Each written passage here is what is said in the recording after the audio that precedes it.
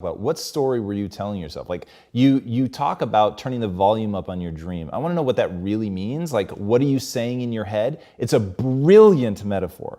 The notion that, okay, you've got all this noise, I'm going to turn up the volume on my dream, it's going to drown it out. But like that, the reality of that is what?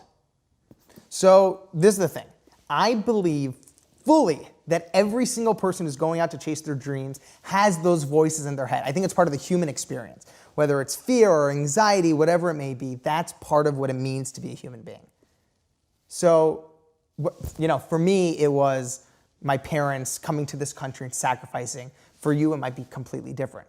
What I've learned in hindsight is that, not just with my story, with all these people who I studied, the key of taking that first step, the really daunting one, because the first one's always the hardest, as you know, it's not about trying to logically argue with those voices in our head.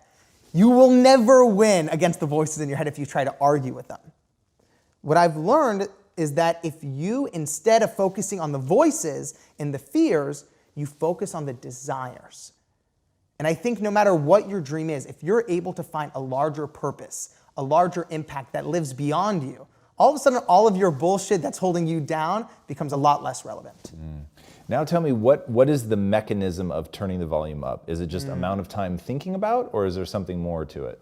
I'll tell you what worked for me. For me, I've learned that the way my brain works, and it's worked with other friends too, is that writing things down and very specifically, like, it's not just wondering, how do I turn up the volume in theory? I would literally write down, so for this book, I would write down on a sheet of paper, my dream is to inspire a generation to believe in what's possible. And the act of writing it down, and I had that, it's funny to think about in hindsight, but I had that, taped above my desk.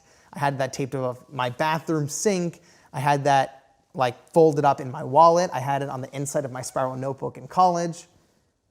The act of writing it down and physically seeing it every single day made it tangible, and it made it feel like less of a crazy idea and more of a real possibility.